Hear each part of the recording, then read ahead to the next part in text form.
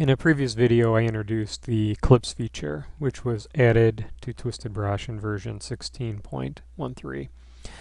For the details of that, go to the other video, and it gives you an introduction to how to use the clips feature with the copy and paste tool, and specifically how to save clips and, of course, restore them and use them with the paste tool. So in this video, I'm going to show how to use clips with the with some of the brushes, the clip brushes and the image brushes. With the copy tool selected, I'm just bringing up the clips panel here. I already have clips stored. I'm going to select my brush tool, and now I'll go and select a clip brush from the ArtSets selection. We could see there's a new category here called clip brush, and within there's a clip brush basics ArtSet, and there's a number of brushes here for working with clips. And a clip is could be anything on your clipboard, but the clips feature makes it easy to place objects that you've previously set up and put them on your clipboard. So I just have this clip position brush selected.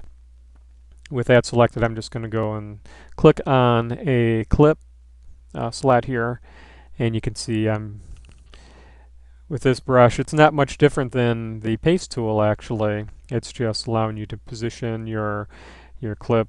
Notice that it is sensitive to the size of your brush and the rotation. What I did there is I held down the N key and changed the rotation of my brush. In addition, one thing which isn't possible with the paste tool is that you can do with the clip brush is alter the opacity. So that's just the basic brush within here, but because this is a brush, we can do other things, such as quickly making multiple copies on the screen by dragging.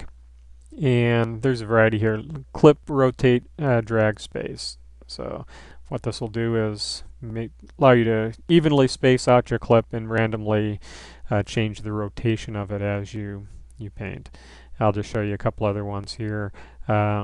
Clip, spray, rotate, size. So this is going to basically spray the image out, rotate randomly, and size as well.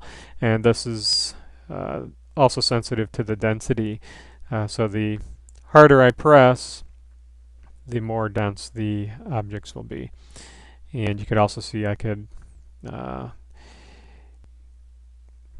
with my stylus change the settings for size and opacity if I like. So I'm not going to cover all the brushes here, just to give you another idea of. So here, this is a Symmetry Brush from within here, taking your clip, which is currently selected. You could use symmetry modifiers to change the number of objects easily. Here I'm selecting a different clip that I had previously saved, and that should give you an idea of how to use clips quickly with the clip brushes. Image brushes aren't too much different.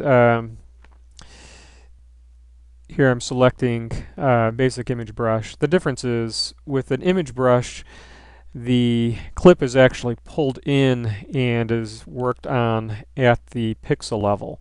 So here you could see it's more like I'm painting with the image rather than placing a copy of the image on my page. So here I'll select the real oil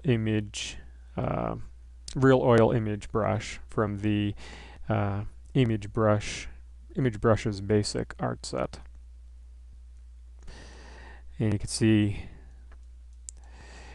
should give you an idea of some of the types of things you could do. I mean, obviously we're not looking at the image here anymore, but really it's painting with the image as a base.